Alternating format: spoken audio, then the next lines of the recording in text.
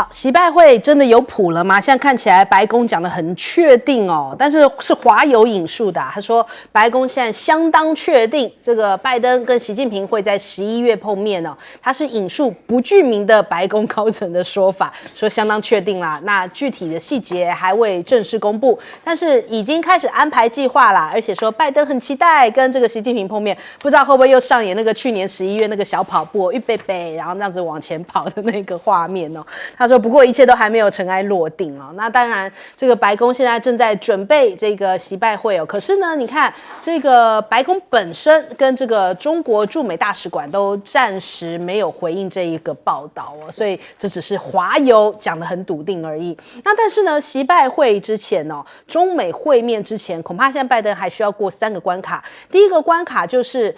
因为呢，现在他们不是讲说，对于大陆的晶片出口管制啊，又有新规要更新。”规定哦，那如果你现在又要加强了这些规定，变得更严格的话，那习近平会愿意跟你碰面吗？再者，看到了这个何立峰、王毅不是也一直讲说，有访美的一些讯息嘛？那目前中国大陆的外交部也都还没有回应哦。再来看到了这个香港的特首李家超，华府对于现在李家超的禁令哦，都还没有解除，也没有邀请这一个李家超去 APEC， 所以现在看起来这3关都还没有过啊，所以拜登问题都还没解决，那要怎么样碰面呢？所以恐怕这个美国要先释放一下这个中国在意的这3点的善意哦。那再来我们看一下，现在拜登哦也加深了2党的矛盾，因为呢麦卡锡被罢免之后啊，本来川普在10月4号的时候说自己无意领导众议院，10月5号的时候改口，他说愿意短期内担任众议院的议长，哇，这可精彩了！如果他真的去担任众议院的议长，就让我们想到啊，他跟裴洛西之前的这个交手，又要再度在这个众议院上演了。那之前他们俩子有多深呢？我们就来看这一段画面。好，我们看到啊，这个是裴洛西要伸手跟拜登握手，结果遭到拜登的无视哦。那裴洛西也不是省油的灯啊，在这个全场站起来要给这个拜登鼓掌的时候，他就在后面把他们川普讲错了，他就在后面把这个国情咨文就当着川普的面，在他后头给他全部都撕掉了，所以当众撕这个讲稿也看出来这个。也不给这个川普面子啦，那所以现在川普要是也去众议院担任议长的话，哇，这2个人恐怕又有的吵了。那再来，我们看看这个川普跟这个裴洛西之前舒默跟裴洛西在2018年的时候他们也给川普难看就说你没有机会得到你想要逐强所需的50亿美元当时很得意的离开，然后还有这一个名场面人家后来还把他 P 图，就说他还引爆炸弹那种感觉那众议院院长为这个美国第3把手这个拜登现在是要激化2党嘛？那看起来有的看了很精彩，我们也很期待再来看一下这个裴洛西的礼遇办公室也被收回啦。那 CNN 讲说这是麦卡锡幕后操作，因为麦卡锡可能自己需要那个办公室所以不好意思裴洛西就请你先离开啦。那所以我们看到现在众议院里面民主党跟共和党真的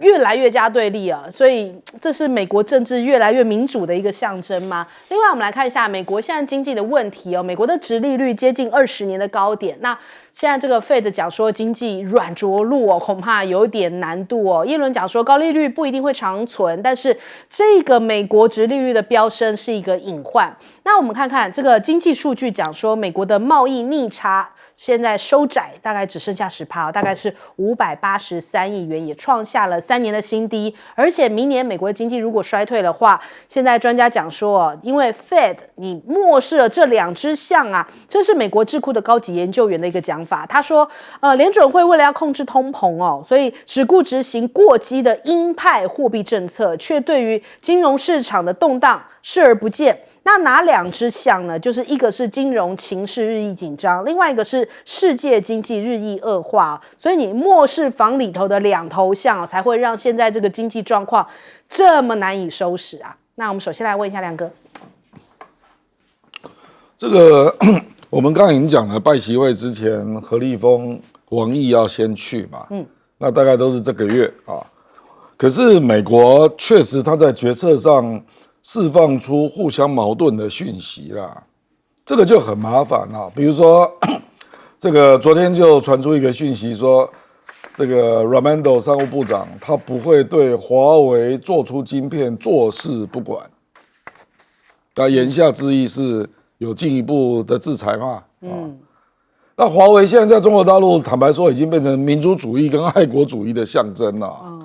我认为商务部如果对他做出进一步的制裁啊，那后果一定会非常严重啊。这个，然后何立峰去，事实上他也会质疑这个问题啦，因为人家又不是塑胶，对不对？那我去，我当然是希望能够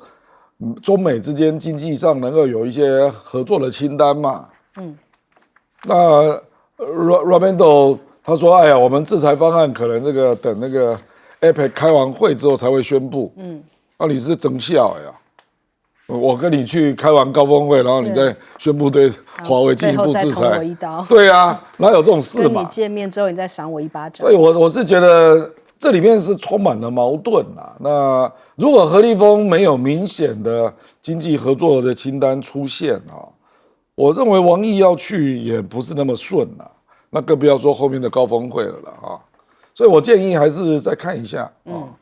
让子弹再飞一飞啊，因为现在有不同方向的子弹在飞啊，这很麻烦啊。那佩洛西这个事情是这样啊，因为民主党到最后有208票是投罢免票，赞成罢免嘛啊。那佩洛西虽然没有去投啦，他是弃权。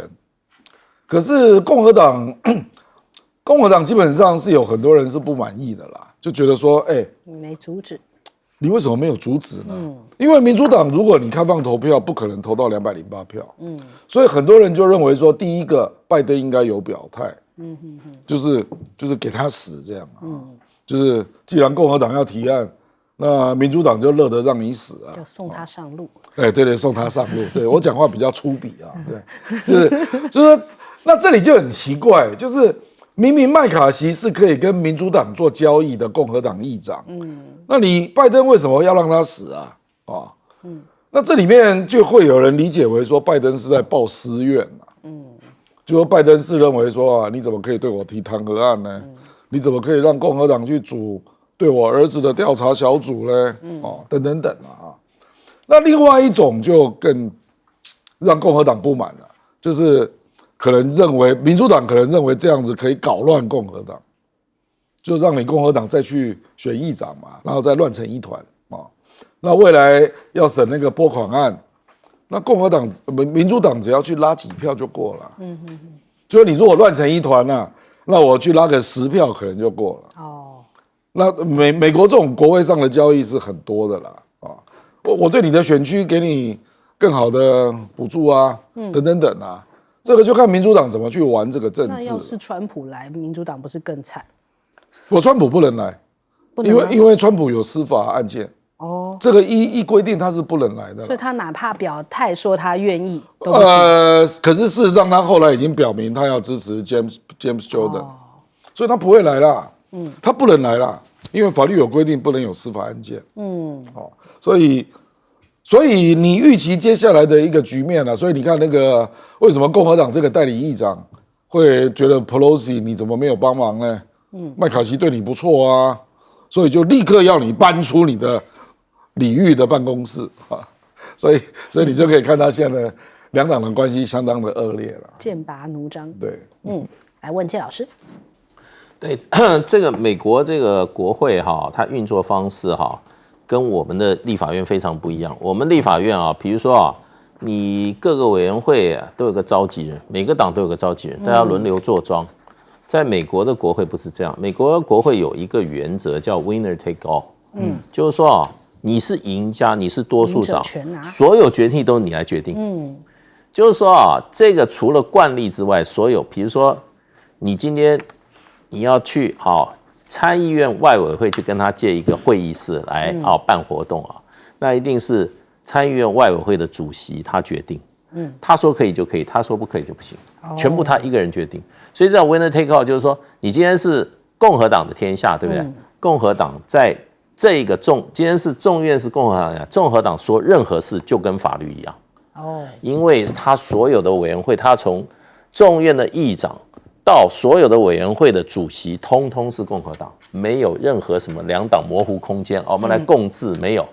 只有我们台湾很奇怪，那个委员会都变成各党一个召集人，对，没有错。那你说你赢得多数有什么意思？美国人非常清楚 ，winner take all， 就是说所以基本上美国这些国会非常的大，里面办公室一大堆。那今天我想裴洛西原来他是因为他是卸任议长一种礼遇的传统给他，对，那这个东西要不要让他留，还是新任的议长来决定。那你也可以再给他一个国会找办公室多得很美国国会有多大可是这个就是基本上就是要把他赶出来。那我想就是说，这可能有一个传统，就变成就是卸任议长，我还给你一个比较好的休息室。那现在他是他是前卸任议长，又多出来一个麦卡锡的卸任议长，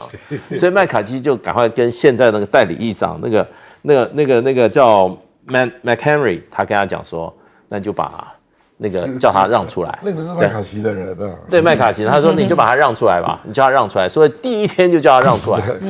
那如果做得漂亮一点，说你这个让出来，我再给你另外一个办公室，没有。可是我跟你讲，美国的这个政治制度国会那种浪费的程度真的只有美国这种国家才会做得出来。你有多浪费，你知不知道？美国众议院是2年一选，435个议员，所以他的所谓的 freshman， 就是说第一次当议员第二次回来的比例是1/2现在美国政治这么动荡每次2年选一个可能有100个议员或者150议员就挂掉了，挂掉以后新来以后就要找办公室，然后那个办公室不是只有那一空出来就给你不会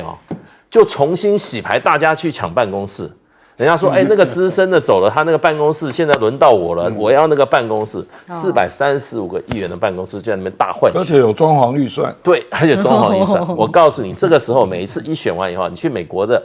国会看，所有的走廊堆的都是什么家具？对，而且都是很好的家具。为什么？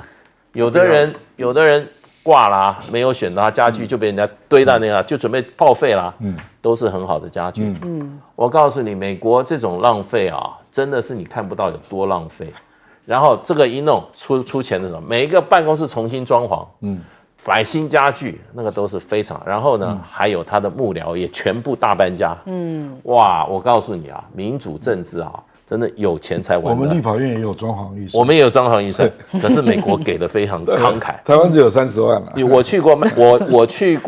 过裴洛西的办公室，我跟你讲比总统办公室不会差。哎呀，好好奇下次给我们看一下照片。是他做议长的时候，我去过他办公室。来问一下赖老师，拜登能不能跟习近平见面？现在都是透过放话不具名官员，而且这次放话放的好像很笃定。但是如果你问白宫，白宫说我不知道；如果你问大陆这边，大陆也说没有消息不知道。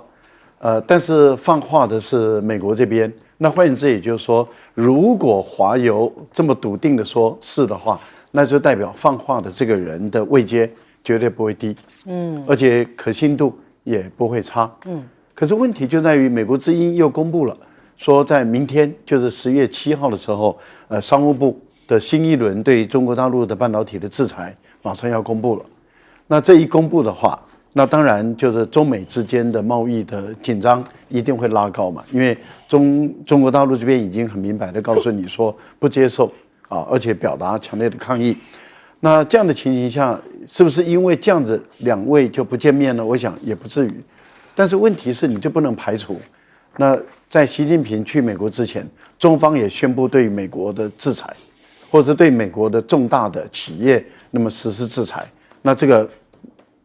就难看了嘛。那这有可能发生。不过我觉得比较指标性的关键在哪里？在王毅去，或者是他没去美国。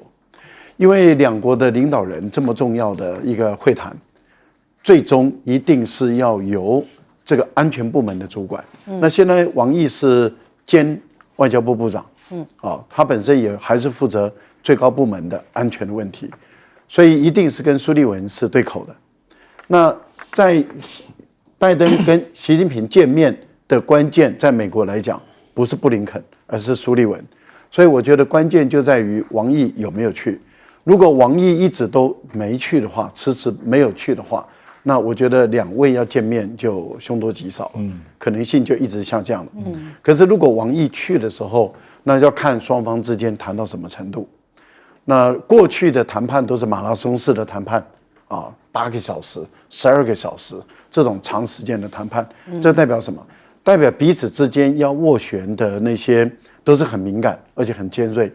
不过以目前来说，中国大陆的主张跟态度，其实不管是美国的科技战的打压，在大陆来讲，坦白说有压力，但是不会那么 care， 不会那么重，不会那么在意，一定会表达反对，但是并没有上升到很高的程度，反而是一件事，也就是美国的一个中国的政策，而这个一个中国的政策或者一个中国的原则，定义权不是在美国，而是在中国。在中国大陆的定义权的情形下，决定了中美的关系。如果美国没有符合满足中国对于一个中国原则的定义的话，中美的关系就很难走下去。我觉得现在的目前就是摆在这里了。那现在就看美国什么时候，如果中美的关系真的会有大好转，那就是在一个中国原则上产生了急剧的变化。不然的话，那中美就一定是碰碰撞撞，而且一直下去，不会停止的一天。好，我们先休息一下，广告之后马上回来。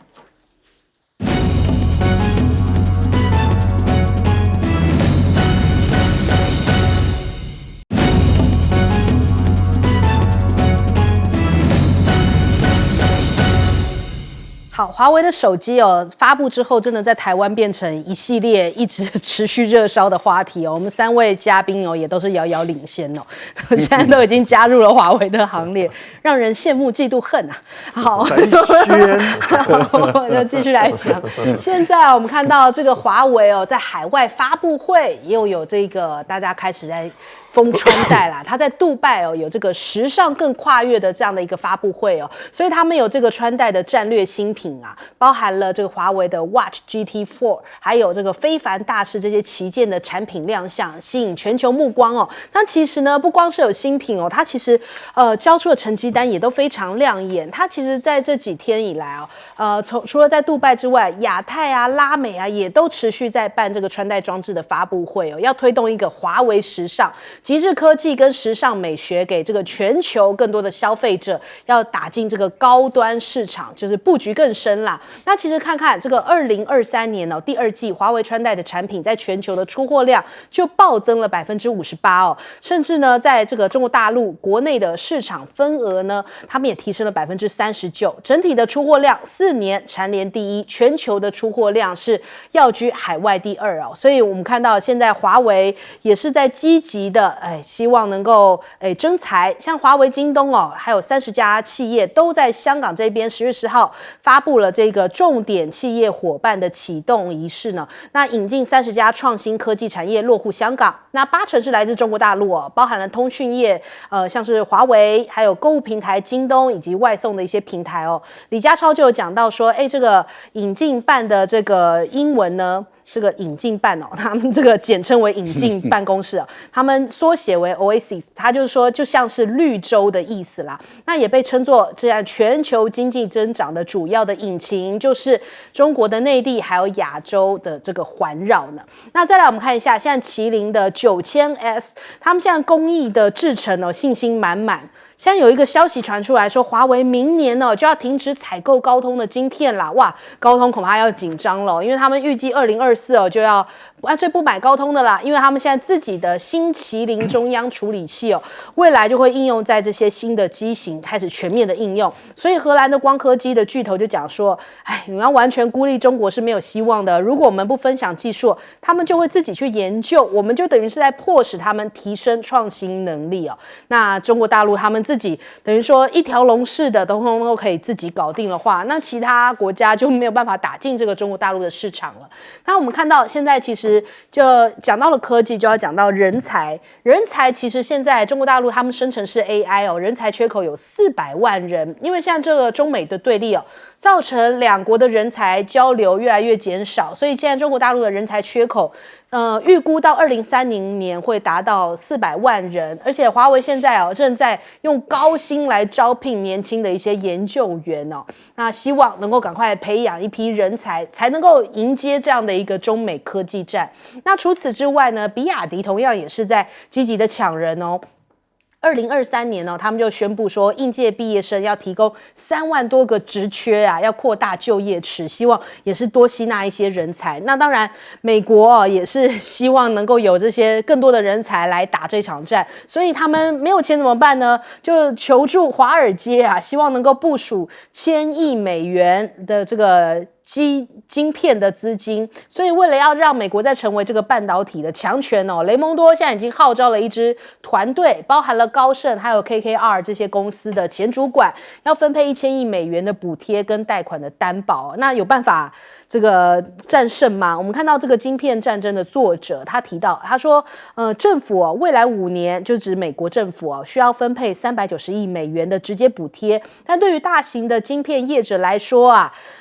不过是比1年的资本额支出多了一点点而已所以感觉上面并没有太强的这个挹注的效果。再来看看这个华为现在厉害的招数我们先看这个长假11长假，现在的确带动了这个中国大陆内地的一些手机市场，很多人都去趁着假期去看看，然后去试用一下这一个手机，所以呢连带的这个苹果的销售量好像也因为华为的话题很热，所以通通都是提升的，整体都是提升的。我们看专家讲，今年的11假期手机消费出现了回暖，那很大程度上就是因为华为回归就带动了，那可能华为买不到的人就顺便去看看苹果了，也是有这样的一个状况出现那华为现在还有一个叫做星座计划，因为我们都知道它最新的这一款手机是可以用卫星来打电话的，所以他们看这个2019年华为在6·7峰会上面就已经提出过要发射1万颗卫星组成星座，那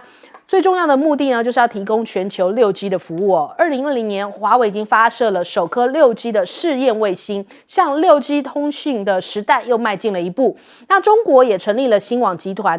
将这个红云工程，就是156颗卫星，还有这个鸿雁星座300颗卫星以及其他互联网的工程都已经进行合并了，组成了一张国有的整体的卫星通讯网络，所以未来这可能各式各样的手机都要基本配备，就可能是要从卫星通讯来起跳了。所以他们说这个6G 通讯将会融合卫星通讯、地面通讯还有海洋通讯，全球一体化的通讯网络，真的是遥遥领先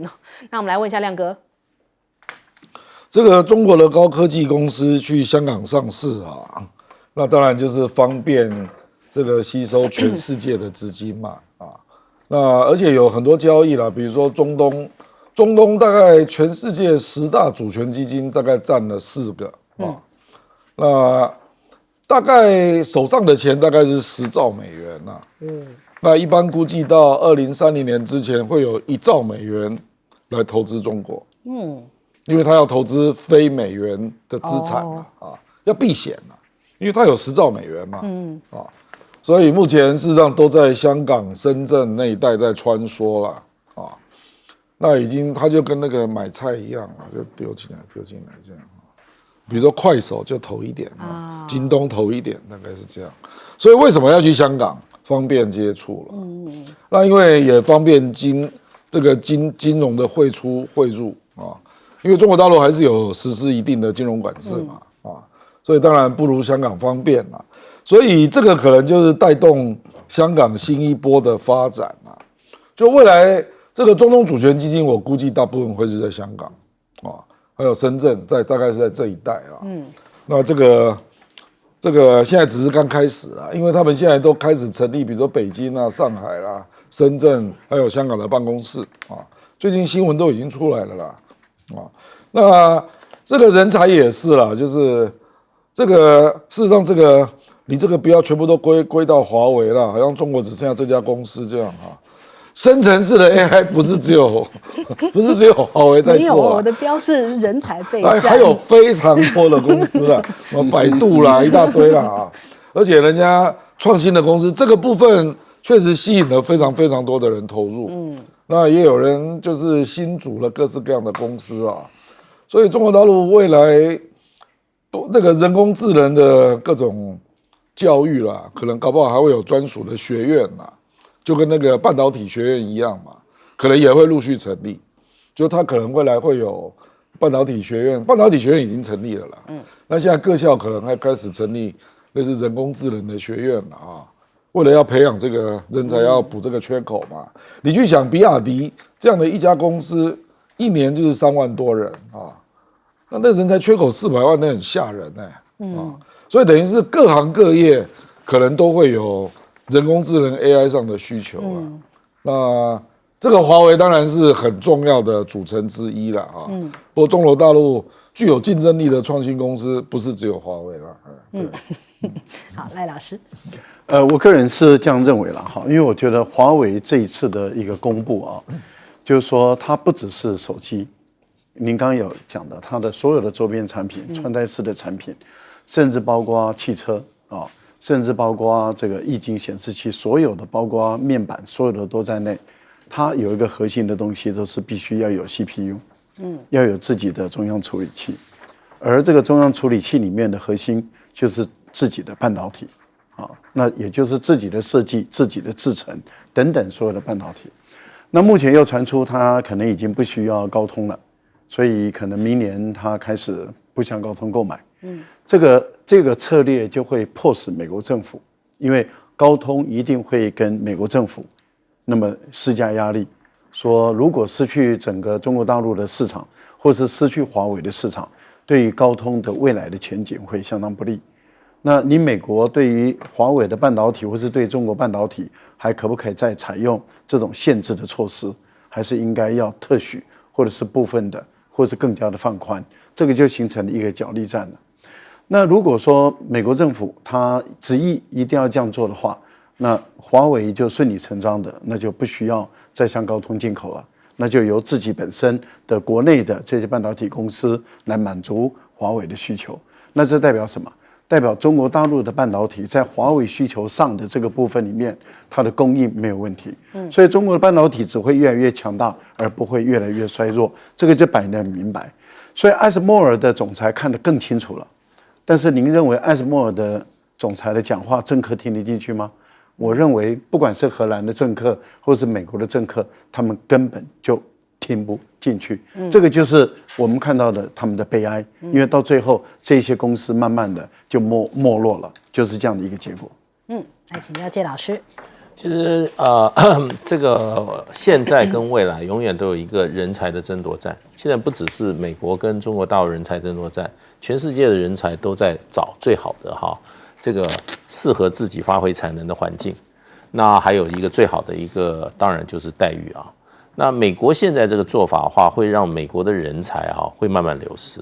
第一个，美国比如说为了排斥中国大陆这个抑制中国大陆对过去很多留在美国工作的这些中国大陆留学生是越来越不友善。那有些大学的教授还被这个做这个间谍的调查，就是说你怎么提供资料给这个大陆的大学什么的。那还有一些就是已经在美国的企业当这个高管的一些华裔的这些技术专门的这些专业很强的这些他在公司里突然变成说，你们现在这个业务你不能碰。这个业务为什么不能碰？因为你是华人。对，所以就变成其实美国正在帮助在美国这个大批过去帮美国企业效力的这些华人的科学家工程师离开美国的公司。或者去回到中国大陆，或者到其他对他比较友善的环境。那这是美国自己造成的。另外一个就是说，你公司要赚钱，你才付得起足够好的待遇，争取人才。那现在美国，你比如说这个今天美光也好，今天Qualcomm也好，这些公司的话，美国都把他的这个政治来干预他的这个销售的对象，他20%的可能的收入都没有了，因为不能卖中国大陆市场。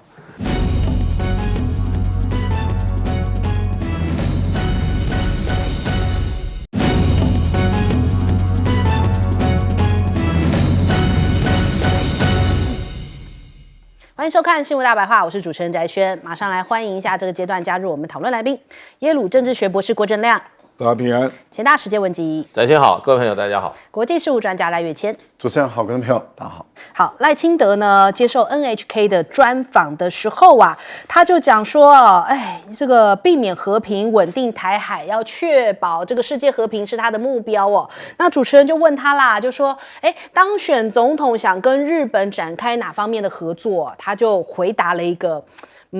很空泛的话，他说台日历史渊源深厚，人民关系感情非常的好，未来跟日本两国的福祉又或为这个印太和平稳定，甚至全球产业链重组的时候呢，台日共同合作造福全世界的经济发展。所以呢，答案是什么？要全方位的合作。所以网友在想说，你在糊弄那个 NHK 的记者吗 ？NHK 的主持人就这样，我们要全方位的合作。我们在上一段时候有讲说，赖清德面对到这个学生们的提问的时候，他好像也是用这种糊弄的方式问你说这个民进党现在种种的问题，然后你用反问就算了，大家开始举出了很多实际例子之后，赖清德又开始在那跟你讲说，这个民进党是1986年成立然后你们举的这些例子种种然后就是没有回答，所以赖清德现在已经开始到处是用这种不正面回应，用糊弄的方式了嘛。那再来我们来看看马英九这几天也在新加坡也被拍到了这个联合早报有这篇报道，就讲说马英九有跟李显龙有这样的对话他们是在出席亚洲前瞻峰会的时候，马英九在台下还站起来对李显龙提问就说呢，两岸可以谈成些什么呢？然后这个陆和美可以避免冲撞，那就是他后来就号召说，全场的人要跟他一起来呼吁两岸要来展开对话哟。那所以这个话讲完之后呢，全场也都响起了掌声李显龙也都笑了，就是反正呢，就是他呼吁说，希望大家一起的力量，让两岸来恢复到对话的这个等于说对话的桌子上面不要像现在被民进党搞得这样兵凶战危的，或者是两岸这么的对立那在这个会议结束之后呢，李显龙还跟马英九就是近距离握了手呢。他就说未来如果有必要，我们就指新加坡很乐意提供房间以及倒茶水现在亚洲面临3大挑战中美在台海热区也存在着误判的风险。他就是新加坡，李显龙也是表达说很希望两岸可以是用对话的方式不要让这个台海的冲突持续在升温。那再来我们看一下拜登也就援乌发表重大谈话，暗示呢有办法来绕过国会金援因为国会现在说要让这个国会续命45天这个法案呢，其实是把乌克兰的援助排除在外的，所以他讲说可能可以用另一种方式为基辅来找援助资金美国的国防部说已经授权在援助满足军事需求上面，让乌克兰稍微再撑一下有赖国会采取行动之后才能够提供援助那所以他们现在美国海军就拦截了伊朗的军火，像是这些反坦克飞弹大批的枪械，就说要直送乌克兰。他说因为呢对乌克兰的援助不能停所以就把这过去从伊朗也门查获的各种武器通通都转移到乌克兰，就我自己给不了，我就拿别人的给你那可是现在泽伦斯基很担心就说现在看起来因为麦卡锡被罢免掉了嘛，所以他说这个美国明年总统大选前的现在政治论战恐怕会削弱华府对于基辅的支持他说令人感到相当的忧心。那现在看起来就是下一场战争对于美国来说总是好像到处挑起一些矛盾冲突嘛，下一场战争现在目前还没有着落，是不是变成让乌战又要继续拖下去呢？因为其实包含欧洲包含世界各国大家都有这种呼吁希望赶快这个战争赶紧结束的声音那再来我们看一下这个中美之间的角力，现在美国力推1000万架无人机的蜂群，说要对抗大陆的无人机希望能够在7个月之内准备好首次飞行测试的系统，那飞行的范围达到500海里，而且希望能够可以携带有效这个载荷所以我们看到这个美军现在临时部署在鹿儿岛上的无人机也将要搬到冲绳。对于美军而言，继续在南西诸群岛这边部署 MQ-9是考虑到加强海洋活动的中国，他说只在这个强化警戒所以这个 MQ-9也要在这边鹿儿岛这边出现了。那另外我们看一下美国现在国会两党的预算之争有人就是有一些分析家认为，你们这样继续争下去，为了避免政府关门而通过为期45天的临时开支议案哦，可能会为这个太平洋岛国留下了潜在的资金短缺的风险。那反过来，就为了中国大陆可能制造机会啊，他们就说，现在太平洋岛国可能从美国拿不到钱的话，那会使得美国的盟友在经济上变得脆弱，反倒会让这个中国大陆挖走台湾的一些邦交国。那首先我们来请教一下亮哥。我这个他这个因为议长被罢免嘛，今天传出另外一位了，因为川普他说他支持那个 Jim Jordan 那 Jim Jordan 事实上是一个也是非常非常超级保守派的。我说民主党这次恐怕捅到马蜂窝了。因为麦卡锡是你可以交易的对象，对不对？这个就好比民进党再笨也不会，国民党说有人要罢免王金平，结果民进党跑去支援对不对？结果你现在把麦卡锡也干掉了。那先是传出那个 Steve Scalise， 可是因为他现在罹患癌症那接下来就传出 Jim Jordan。Jim Jordan 是要命的保守派啊，美国保守联盟给他的评分是满分满分啊。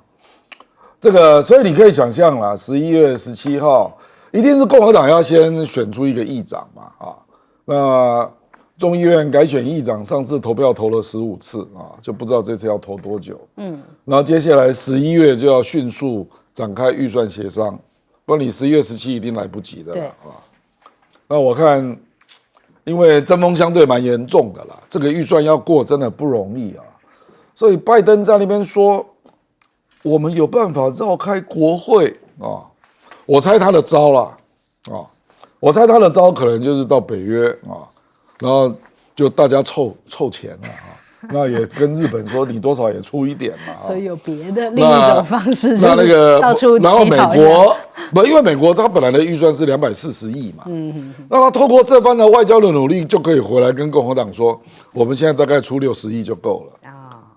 我觉得他的招可能是这样，因为240亿一定不会过了，不可能那乌克兰现在真的是很麻烦，因为坦白说冬天也快到了，对。所以美国才会传出一个声音嘛，说乌克兰如果真的都拿不到钱可能2个月左右就撑不住了。这个是指经济上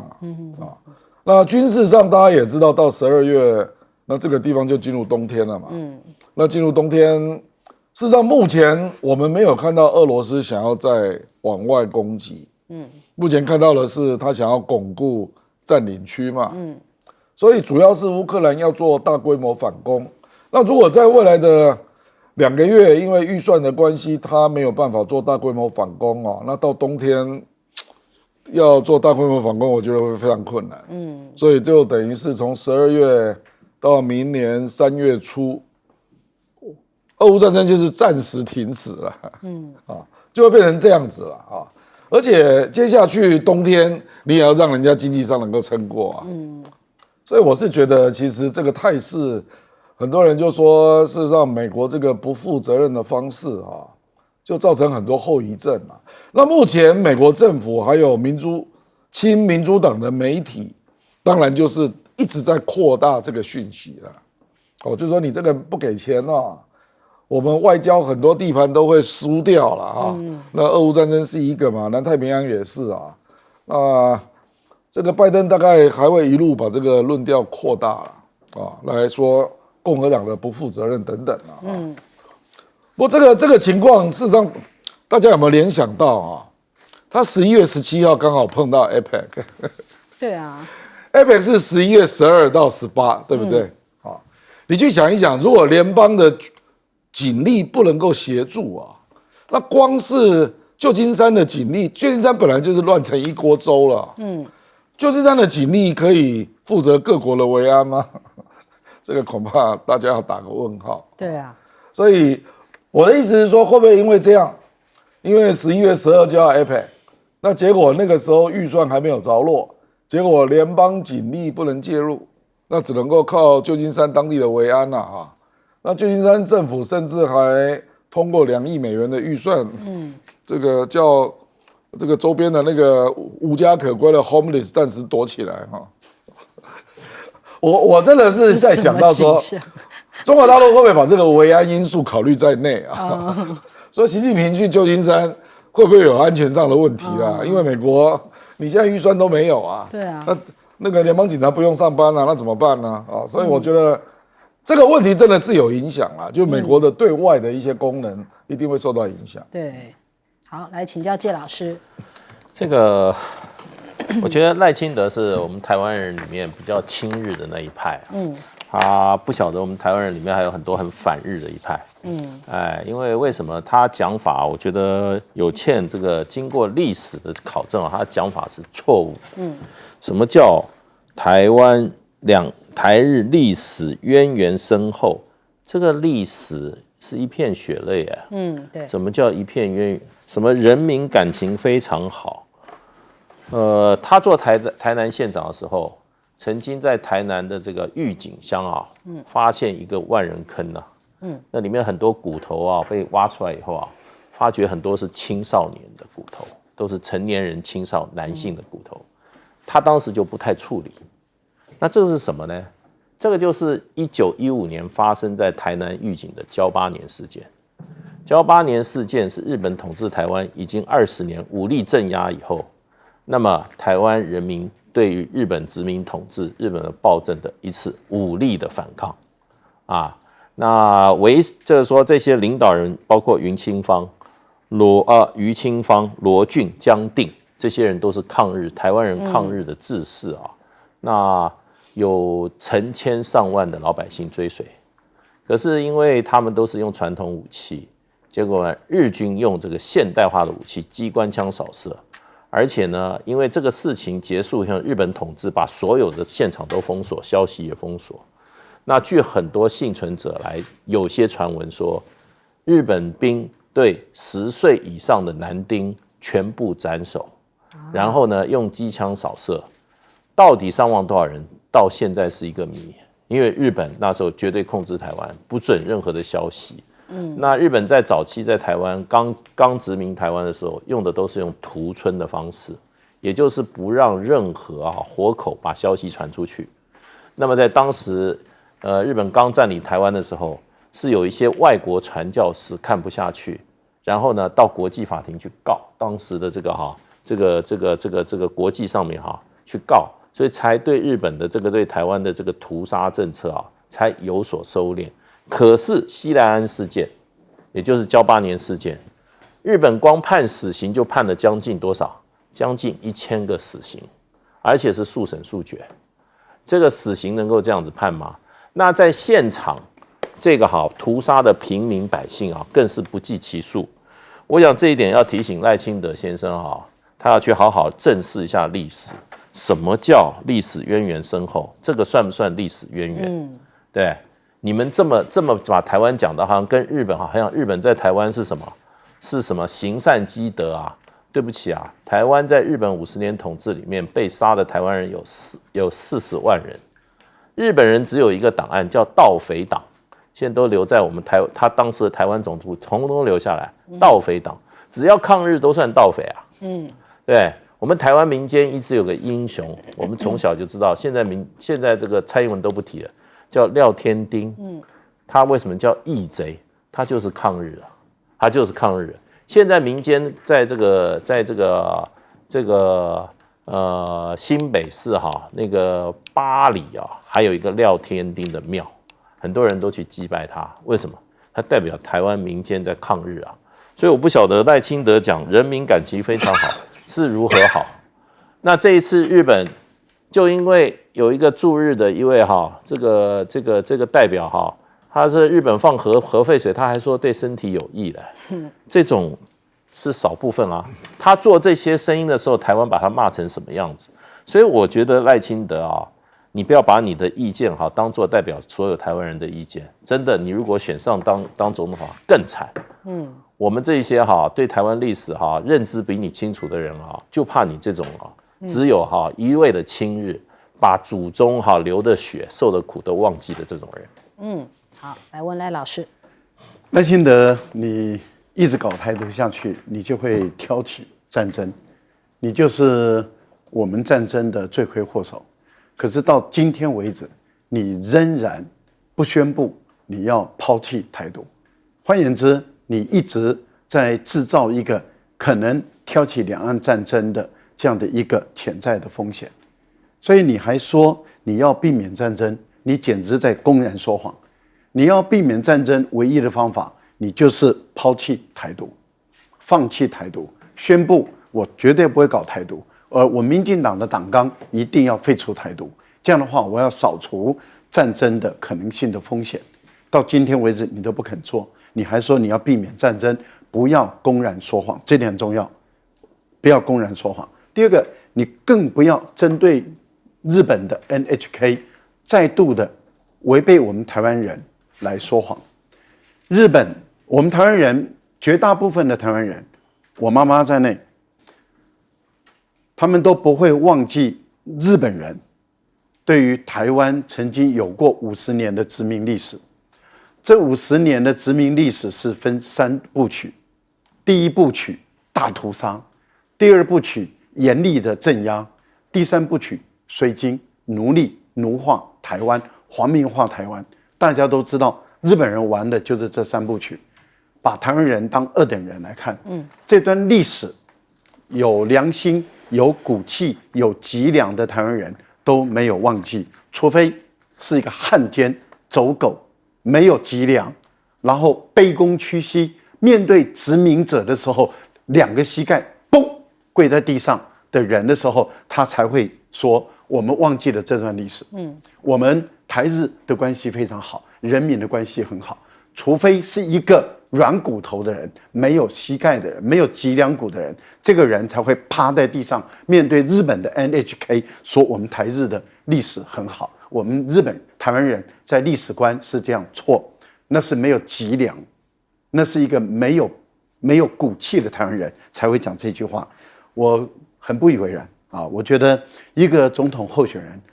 对于一个日本的媒体记者讲的这段完全不负历史责任的话，背祖忘宗，也忘记了在过去我们多少台湾人被日本人屠杀，这样的一个人，后代子孙引以为耻。坦白说，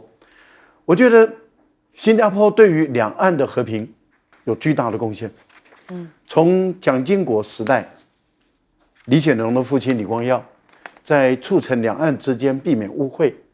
那么缩短分歧这个部分，他对于台湾的贡献非常的巨大。我们看到李显龙在两岸之间，从马英九、习近平在新加坡的一个会谈确定的九二共识是两岸的共同的政治基础，我觉得有巨大的贡献。所以未来新加坡能不能在两岸之间再扮演一个巨大的贡献，我期待。我们也希望新加坡能够接棒传承下来。当然，我们更希望的是台湾自己本身也想要让两岸之间更好，这个应该要成为我们普遍的声音。好，我们先休息一下，广州马上回来。